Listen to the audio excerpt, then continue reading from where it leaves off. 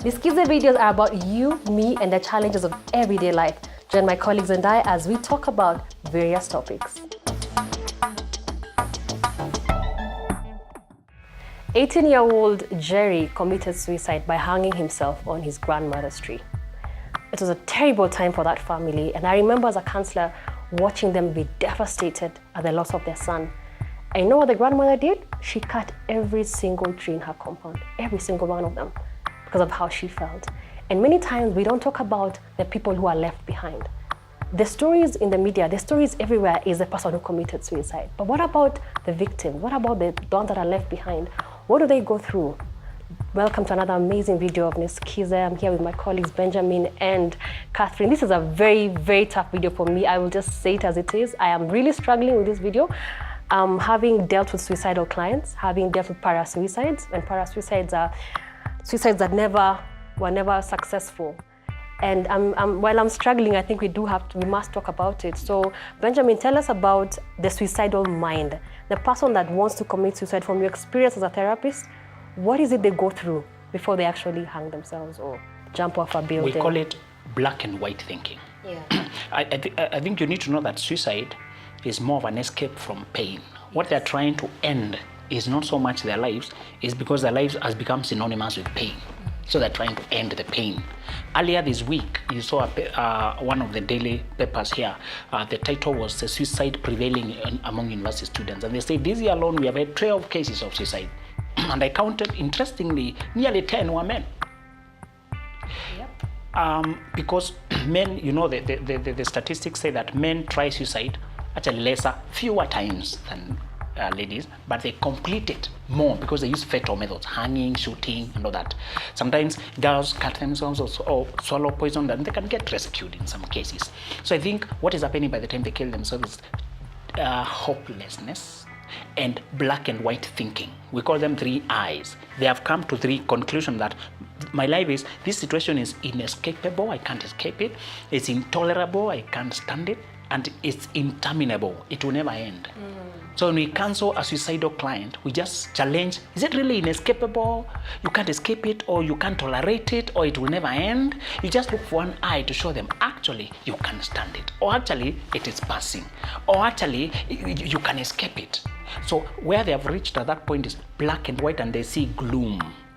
But I also need to highlight that although it looks like it's self-sacrificing, I'm avoiding this, to them it looks, but in actuality, it's very selfish. They don't think about those who are left behind, how they will feel. They don't think about how will it affect my loved ones. But even when they do, the ones I've talked to who did not actually die said, a lot of the time the suicidal mind tells you, they're better off without me. I was a waste of time. I am nagging everyone. The clients I'm dealing with, and that's what we keep working on. And I keep asking them, do you think you're nagging me as your therapist? Is there any proof you're actually nagging me? And like you're saying, the conclusion is, no, but I feel like I'm nagging you. And that's what we have to work with in therapy, to remind them you are not, those suicidal thoughts are many times a product of undetected or untreated mental illness. And I want you, Catherine, to talk to us about how the survivors feel, the families. Like I told you about Jerry. Jerry's grandmother cut every tree in her compound. Her family went into severe depression. I think what they don't understand when they're committing suicide is you've just plunged the entire family into depression or possible depression as they try to deal with this. But tell us what you think about that. Many families who have lost a loved one through suicide are left feeling very devastated. There's a lot of shame, there's a lot of guilt. There's a lot of feelings of, why did they commit suicide? What is it that I did not do? Why didn't they reach out to me? And the family is left with a lot of shame, with a lot of guilt. And at times, some people may scribble a very short note saying, I'm not loved. And when you look back, you think, I have always loved this child. I have loved them unconditionally. What was it? Again, the people who are left start asking, did I see the signs and I ignored them? And many times people will say they had become lonely, they had isolated themselves, they had stopped doing the things that they used to do. And so there's a lot of guilt asking yourself, why didn't I pick those signs and do something about it? So the family that is left devastated, depressed. shameful, and many times they don't talk about it. They never talk about it because the society blames the family in a way. And it ends up being a family secret. Yeah. And we all know how family secrets play out. The day that story leaks, it affects all the relationships. But I want us to wind up as we talk about the signs that this person actually has a plan to commit suicide. There are always signs. Like, I remember one child went to the university and told the registrar, "It's been a wrap, thank you for having me." He deregistered. It's only when he committed suicide and people worked backwards were like, by the way, he deregistered. Most of the time, there's actually a plan. It's not spontaneous. So other than looking out for those closure signs, you know, when someone tells you, "It's been nice knowing you, thank you for being my friend," what other signs can we look out for when our loved ones that are contemplating suicide? I think we need to, the research now is showing that the leading cause is depression and relationship breakups, mental illness, and a list of others, but those are the leading.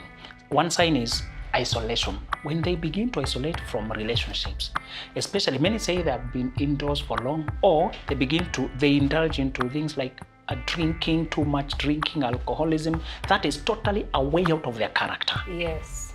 That is enough for you as a friend to call up help. And we have, our company runs that 24-hour service. Even where you are, you could know people can talk to that person, even if not you directly. Yeah. A person who closes themselves, even if you are just neighbors, but you have noticed they're no longer, something is not okay.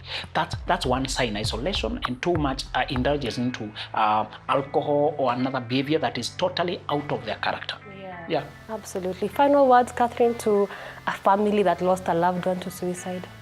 If you've lost a loved one to suicide, know that it wasn't your fault.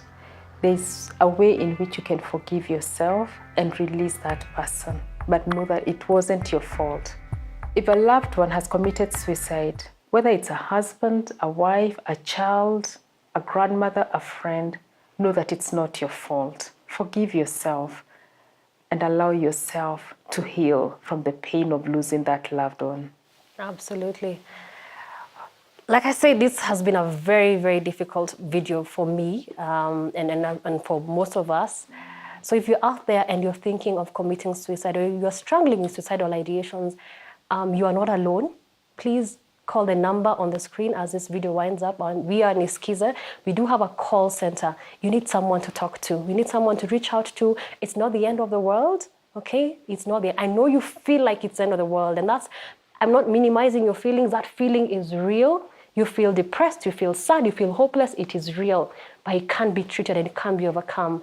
So see you next time. God bless you.